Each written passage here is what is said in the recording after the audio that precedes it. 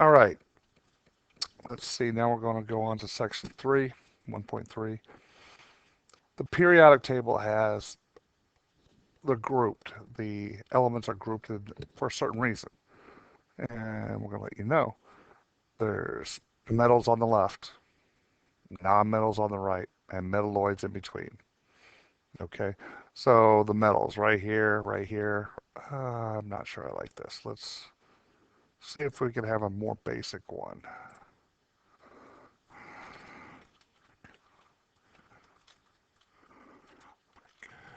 Table. This might be one.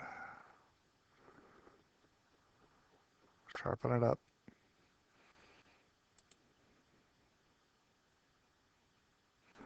Yeah. All right. Let's say picture as. Ooh, it doesn't gonna let us, huh? Save as. See if this will work. Pictures, PR table. Okay, save it. Let's go back in. Get a new page. Insert. What in the world is that?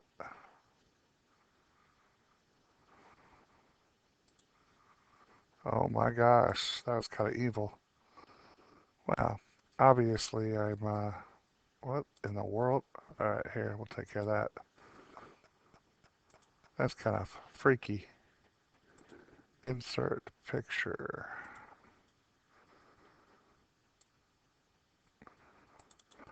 Oh, wait.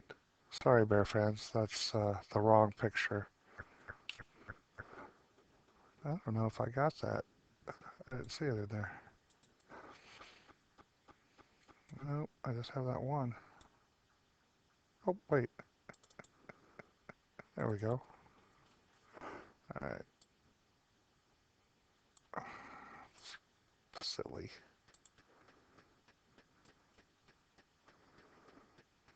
Will that sharpen up?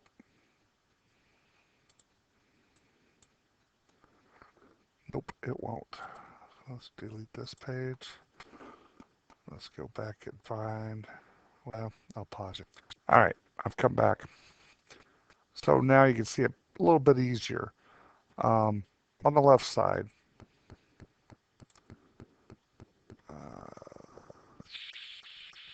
let's do that. My color's good.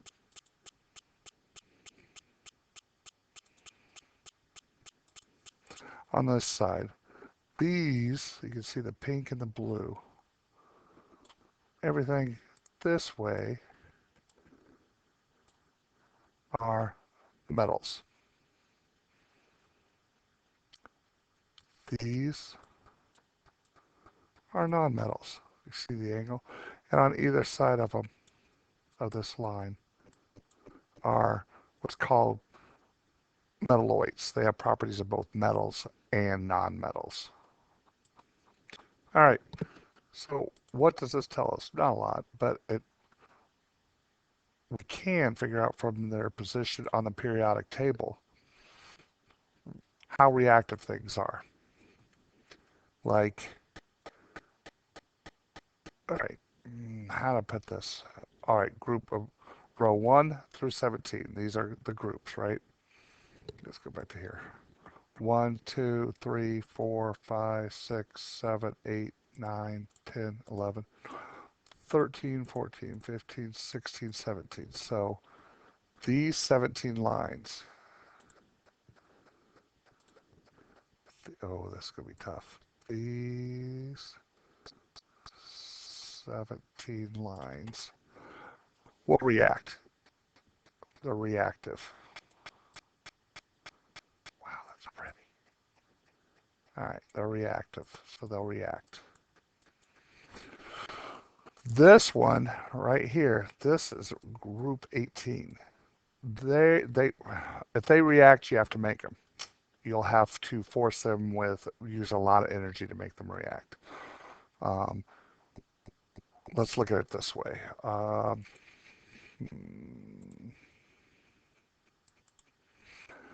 Alrighty.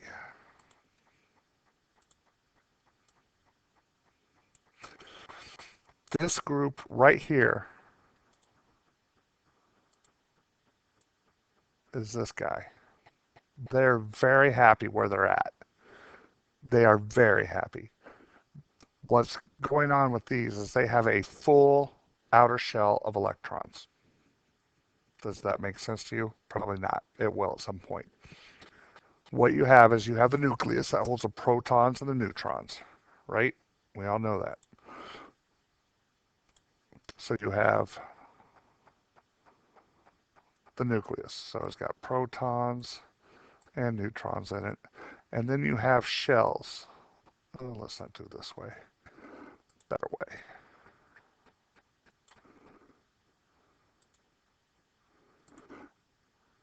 Then you have shells. That's not going to work. That's not what I want. This, I guess. There we go. Yep. You have shells that circle this proton and neutron that is full of electron. Well, it has electrons in them. Okay. These are called electron clouds, electron shells. They're shells. And protons are here, neutrons are here, and then circling around the outside are the electrons, the negatively charged particles. In the first shell, this shell right here, this shell, that can hold 2 neutrons. Let's see. Can I do it with this? With the color? Yeah, I think so. All right, so this shell, 2 electrons, 2 negatives. All right, back to this color. Boy, this is getting crazy. I'm just zoom bagging it, all right? This shell, it holds 8 electrons. This shell also holds 8 electrons. And the next shell also holds 8 electrons. After that, you get into the 12 and 15 shells. But we're not going to do that. We're in middle school. We're sticking with the 8 shells. So you have the first one holds 2 electrons. The maximum it can hold is 2 electrons. The next shell, the maximum it can hold is 8. The next shell, the maximum it can hold is 8. Now everything's being pulled. All these negatively charged electrons are being pulled towards the center from that positive charges, right? So they want to go in the closest one to them. They want to go closest as can. But once this has 2 electrons in it, it can't hold anymore. So then that starts another shell. Okay? All right, so you have 2 electrons here, and then you have 8. Okay, if you have a full outer shell, let's look at this. All right, look at this shell right here. This is the happy guy, right? Those guys are happy. Why? Because they have, for all intents and purposes, unless we have an ion. What's an ion?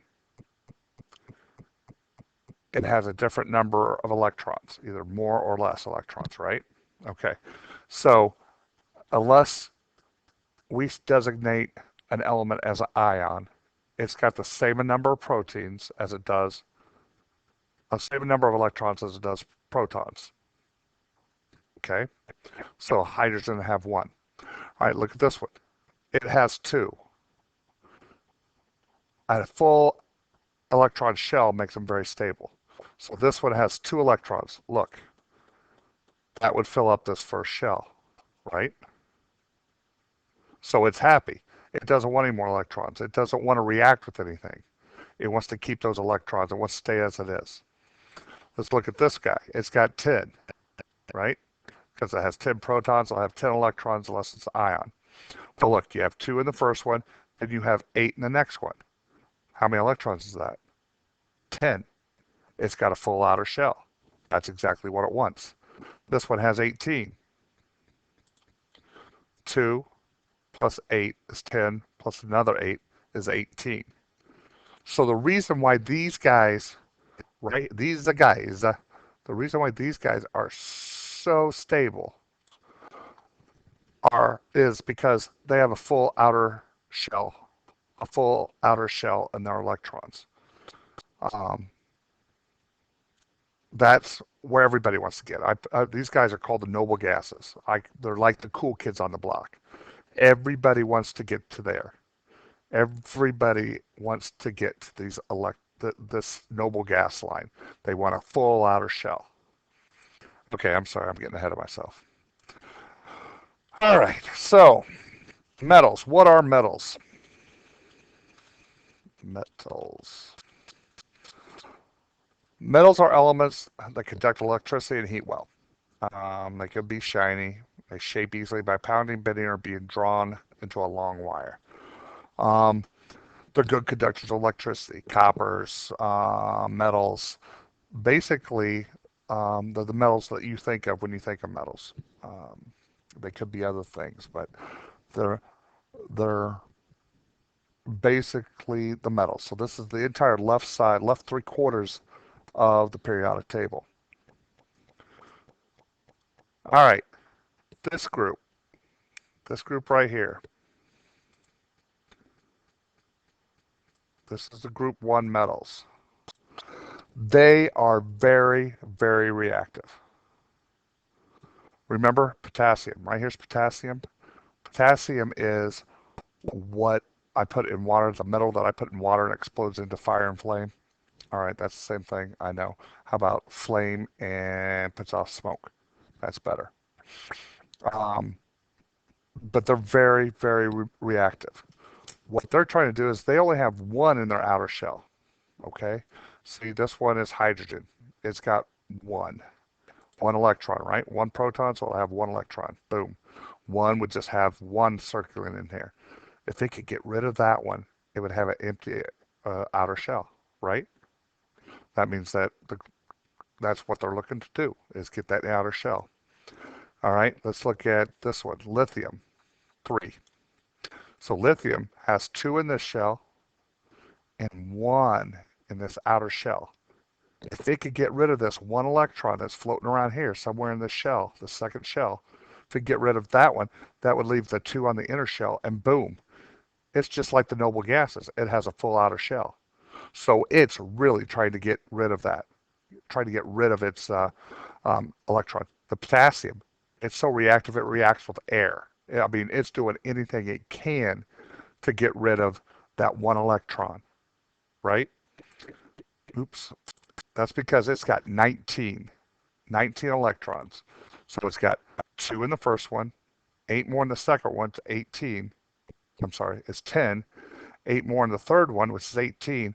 And then in this last one, this last shell out here, its farthermost shell, it's got 1 electron floating around.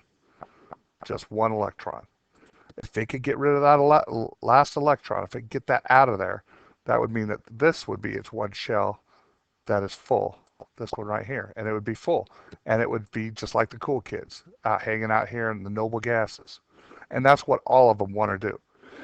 These group 1, excuse me, these group 1 um, metals are very reactive, except they just lose one. They're in the house. They're where they want to be. They're also called alkali metals. These in group 2 right here, beautiful job, are called alkaline earth metals. They're also very reactive because they only have 2 in their outer shell they get rid of. Beryllium, 2 in here. And it's got, how many do I have? 4. Okay, so beryllium's got 4. So it's got 2 in here. It's got 2 in here. If they get rid of those two electrons go somewhere else, they've got a full outer shell. And they're one of the cool kids on the block. Not to be confused with new kids on the block. All right, so these guys are reactive, but they're not quite as reactive as group 1. Group 1 is alkali metals. Group 2 is the alkali earth metals. Both of them are very, very reactive. Now, these three, I'm sorry, these metals right here, 3 through 12, they're called transition metals. And they're less reactive because, they've got 3, they got 4, they've got quite a few in their outer shell. So it's harder, they can either take in some electrons to try to fill that outer shell, they get rid of some of the electrons to try to fill out that outer shell. Either way, it's going to take some energy to get it done. So they're not as reactive as the alkali metals or the alkali earth metals. All right, these transition metals, they're used a lot in industry. They are used, a lot of them are added together like iron right here. Fe is iron. That's the main part of steel. You add iron or you add two metals together, it's called an alloy. Oops, an alloy. Alloys are two or more metals that are added together to make a stronger or one that has more desirable traits. And that happens a lot. All right, now these down here, actually you can see where they go. They're start with element 57, so they'd actually go start right here. These are called the rare earth metals. They're actually lanthanides because they start with La. Lanthanide is the first element of it. They're known as lanthanides or rare earth elements.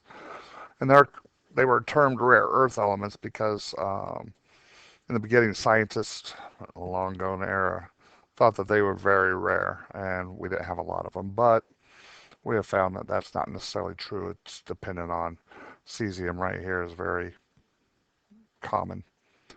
Um, so we've got the alkali metals, alkali earth metals, transition metals right here. Lanthanides are rare earth metals. Okay, so now we're going to go down this route. These right here on either side. This is the cutoff from metals over here to nonmetals, and on either side are what's called metalloids.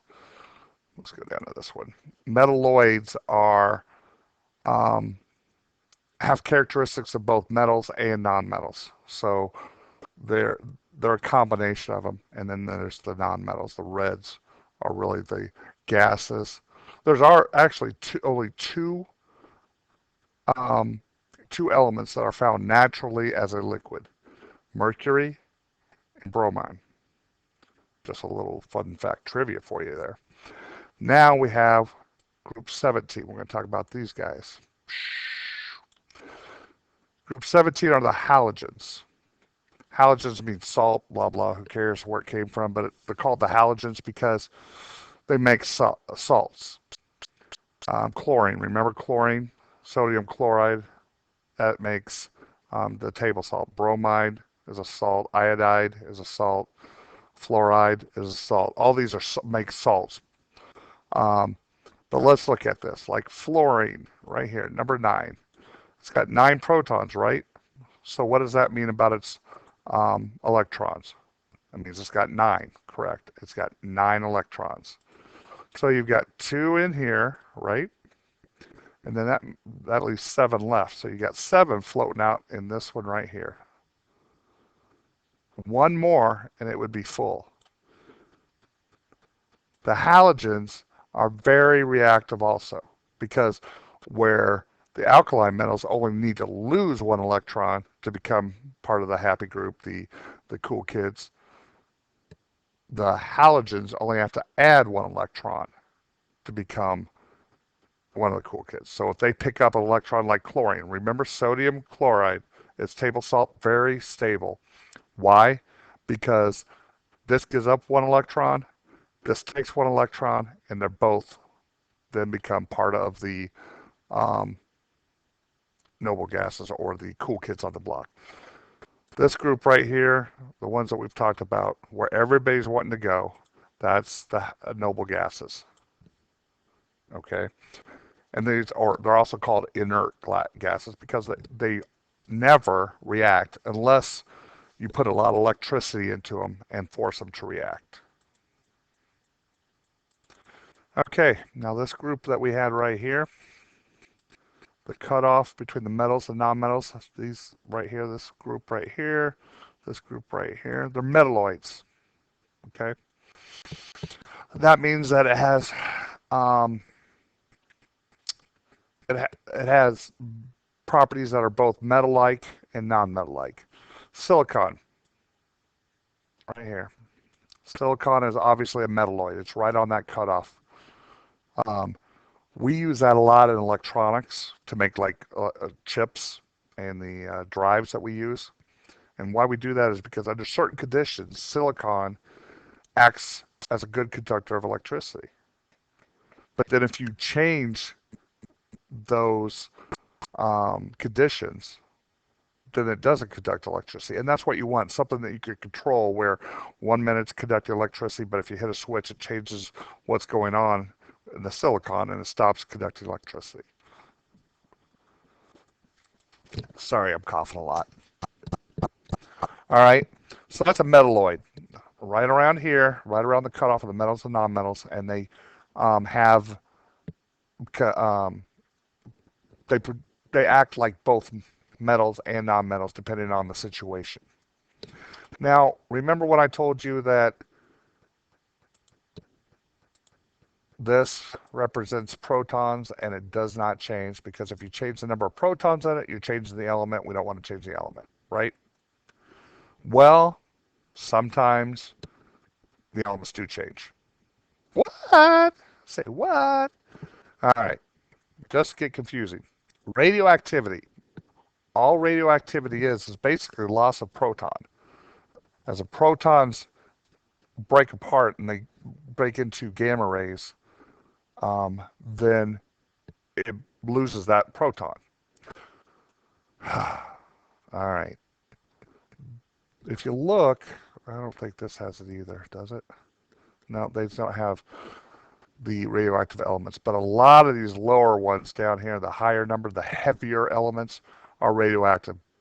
This 84 is polonium. Polonium is very reactive. We'll just go with that. Polonium is uranium. I don't know, where's uranium? I don't see it, but anyway. Polonium, what will happen is its proton will actually shred itself apart because of the power involved in it. And it will shred itself apart, and this 84 drops to 83 because it releases a lot of energy as gamma radiation when that proton basically blows up itself. And it becomes bismuth, which is then, if it's radioactive, bismuth will start doing the same thing. It'll start working its proton and getting rid of a proton when it comes down to lead, which lead is non-radioactive, so then it would not lose any more electrons. So what started off polonium would then become lead. Okay? So the only time that you'll lose protons from an element is with radioactivity. All right. Everybody understand that? How do we measure it? Okay, let's go back to this. Half-life.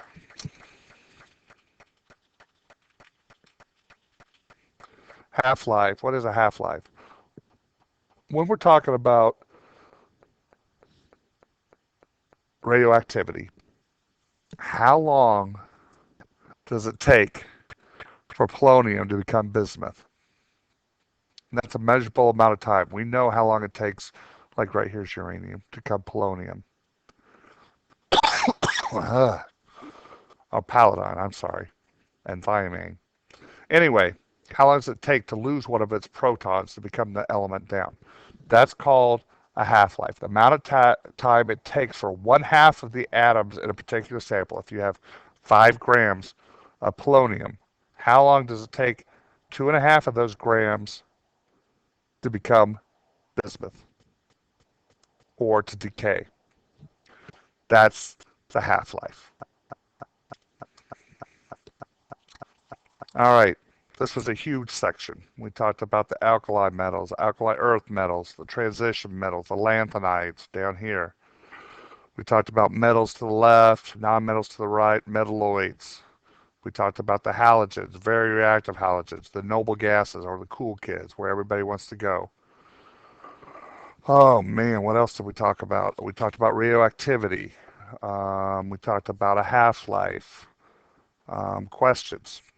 This was a lot of information. This is a huge chapter. There's a lot of information that you have to know about this chapter because you'll go on and you'll have to take some chemistry in high school. Hopefully, you'll want to. And this is what chemistry is. It's all about the periodic table and these chemicals, these elements. All right, go Packers.